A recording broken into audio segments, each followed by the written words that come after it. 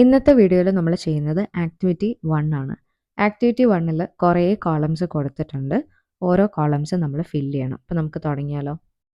ആദ്യത്തെ box physical appearance ആണ്. എന്നുവെച്ചാൽ പുറമേ നിന്ന് ഒരാളെ കാണുമ്പോൾ ഉള്ള ഒരു കാര്യങ്ങൾ. ഇപ്പോൾ ഒരു കുട്ടിയായിരിക്കവേ നമുക്ക് എന്തൊക്കെ ഡീറ്റെയിൽസ് ആണ് ടെക്സ്റ്റിനകത്ത് തന്നിട്ടുള്ളത്. ബ്ലാക്ക് ഷൂസ് ധരിച്ചിരുന്നു, ഗ്രീൻ യൂണിഫോം ധരിച്ചിരുന്നു, അതേപോലെ റെഡ് ടർബൂഷ് ധരിച്ചിരുന്നു. ഈ ധരിച്ചിരുന്നു എന്ന് പറയുന്നതിൻ്റെ ഇംഗ്ലീഷാണ് കേട്ടോ വെയറിൻ്റെ പാസ്റ്റ്. ഈ റെഡ് ടർബൂഷ് എന്ന് പറഞ്ഞു കഴിഞ്ഞാൽ ട്രഡീഷണൽ ആയിട്ട് ധരിക്കുന്ന ഒരു തൊപ്പിയാണ്. അടുത്ത ബോക്സ് വരുന്നത് പേഴ്സണാലിറ്റി ട്രെയ്റ്റ്സ് ആണ്. എന്ന് വെച്ചാൽ വ്യക്തിത്വത്തിൽ വരുന്ന കാര്യങ്ങൾ. Curious and innocent as A child. ഒരു കുട്ടിയായിട്ട് നമുക്ക് കാണാൻ കഴിയുന്നത് എങ്ങനെയാണ്? ഭയങ്കര ആകാംക്ഷയോടെ നിൽക്കുന്നതും ഭയങ്കര നിഷ്കളങ്കതയോടെ നിൽക്കുന്ന ഒരു നറേറ്ററിനെയാണ് നമുക്ക് തുടക്കത്തിൽ കാണാൻ കഴിയുന്നത്. ആൻഡ് പിന്നീട് ഹെസിറ്റൻ്റ് ആയിട്ട് മാറുന്നുണ്ട്. എന്ന് വെച്ചാൽ സ്കൂളിലേക്ക് ചെല്ലുമ്പം സ്കൂളിലേക്ക് പോകാതിരിക്കാനുള്ളൊരു മടി. ഹെസിറ്റൻ്റ് എന്ന് പറയുമ്പോൾ എന്തെങ്കിലും ചെയ്യാനോ പറയാനോ ഒക്കെ ഉള്ളൊരു മടീനെയാണ് ഹെസിറ്റൻ്റ് എന്ന് പറയുന്നത്. ഇത് ലേസിനെസ് ആയിട്ട് ബന്ധപ്പെടുത്തരുത്. ആ മടി വേറെ, ഈ മടി വേറെ. എന്തെങ്കിലും പറയാനുള്ളൊരു ചടപ്പുണ്ടാവില്ലേ നമുക്ക്, അതിനെയാണ് ഹെസിറ്റൻ്റ് എന്ന് പറയുന്നത്. പിന്നീട് ഇമോഷണൽ ആയിട്ട് മാറുന്നുണ്ട്. എന്ന് വെച്ചാൽ കാര്യങ്ങളെ വൈകാരികമായിട്ട് ഡീൽ ചെയ്യുന്നുണ്ട്. അതിനുശേഷം വയസ്സ് കൂടുന്തോറും becomes reflective and wise with age. എന്ന് വെച്ചാൽ പ്രായം കൂടുന്തോറും എന്തായിട്ട് മാറി? അറിവ്, വിസ്ഡം അറിവ് നേടിയിട്ട് വയസ്സായിട്ട് മാറുന്നുണ്ട്. കാര്യങ്ങൾ യുക്തിപൂർവ്വം ചിന്തിക്കാനും പ്രവർത്തിക്കാനും പ്രാപ്തനാകുന്നുണ്ട് നമ്മുടെ നറേറ്റർ. ആ ഒരു കേപ്പബിലിറ്റി കൈവരിക്കുന്നുണ്ട്. അറിവിൻ്റെ ഇംഗ്ലീഷ് വാക്ക് വിസ്ഡം എന്നാണ് കേട്ടോ. WISDOM. അതേപോലെ അറിവുള്ള ഒരാളെ നമ്മൾ വൈസ് എന്നാണ് വിളിക്കുന്നത്. വിസ്ഡം നൗണും വൈസ് അഡ്ജക്റ്റീവ് ആണ്. എന്ന് വെച്ചാൽ അറിവുള്ള ഒരാളെ വൈസ് എന്ന് വിളിക്കുക. അറിവ് എന്ന് പറയുമ്പോൾ വിസ്ഡം എന്ന് തന്നെ പറയാം. അടുത്ത ബോക്സ് ആണ് റോൾ ഇൻ ദ സ്റ്റോറി. ഈ കഥയിൽ നമ്മുടെ നറേറ്ററിൻ്റെ പങ്ക് എന്താണെന്നുള്ളത്, റോൾ എന്താണെന്നുള്ളത്. സെൻട്രൽ ക്യാരക്ടറാണ്, പിന്നെ ഈ കഥ പറഞ്ഞു തരുന്ന ആളാണ്. ആൻഡ് നറേറ്റർ എന്ന് പറയുമ്പോൾ കഥ പറഞ്ഞു തരുന്ന ആള്. രണ്ടാമത്തെ പോയിന്റ് നോക്കാം. Represents the journey of human life. ഒരു മനുഷ്യ ജീവിതം എങ്ങനെയാണ് അതിൻ്റെ യാത്ര, അതെങ്ങനെയാണ് പോകുന്നതെന്നുള്ളത് നമുക്ക് കാണിച്ചു തരുന്നു.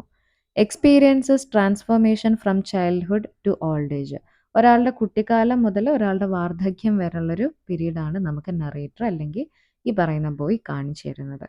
അടുത്ത ബോക്സ് നമുക്ക് നോക്കാം. Analysis of expressions or remarks by the author or other characters.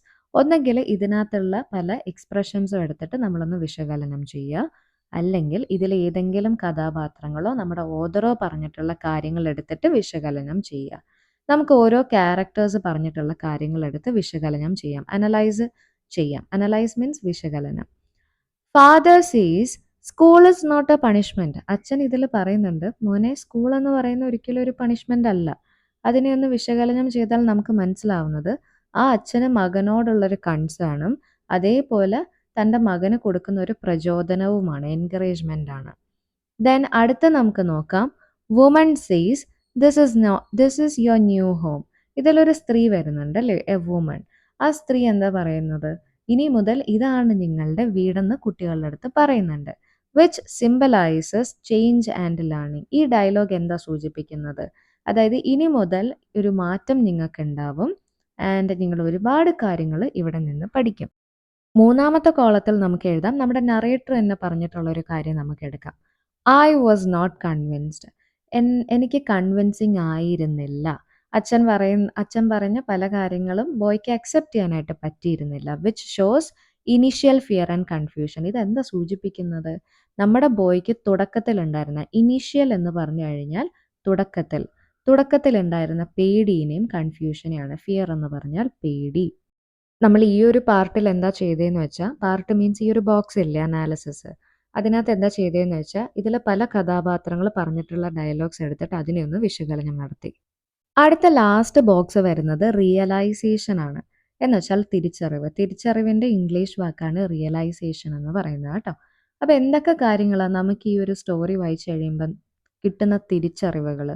First എന്ന് പറയുന്നത് life passes quickly like half A day. Life എന്ന് പറയുന്നത് പെട്ടെന്ന് പാസ് ചെയ്ത് പോകുന്ന ഒരു കാര്യമാണ്. ഇപ്പം ഇതിൽ ഹാഫ് എ ഡേക്കുള്ളിൽ ഒരാളുടെ ലൈഫ് കാണിച്ചില്ലേ, അത്രയേ ഉള്ളൂ ലൈഫ് എന്ന് പറയുന്നത്.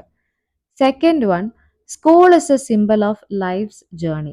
നമ്മുടെ ജീവിതയാത്രയില്ലേ അതാണ് ഈ സ്കൂളിലൂടെ കാണിച്ചിരിക്കുന്നത്. Okay, school is equal to നമ്മുടെ ഓരോരുത്തരുടെയും ജീവിതം. Understands how time brings change in people and places. കാലത്തിനനുസരിച്ചിട്ട് ആൾക്കാരിലും അതേപോലെ സ്ഥലങ്ങളിലും വരുന്ന മാറ്റങ്ങൾ, അതും വലിയ വലിയ മാറ്റങ്ങൾ നമുക്ക് ഇതിലൂടെ കാണിച്ചു തരുന്നുണ്ട്. ഈ സ്റ്റോറി നമുക്ക് മനസ്സിലാക്കി തരുന്നുണ്ട്. ആക്ടിവിറ്റി 1 ഇതോടുകൂടി നമ്മൾ ചെയ്തു കഴിഞ്ഞു. ഇനി ഇതിൽ പാർട്ട് ബി ഉണ്ട്. പാർട്ട് ബി നമുക്ക് അടുത്ത വീഡിയോയിൽ ചെയ്യാം. അപ്പോൾ ഓക്കെ, ബൈ.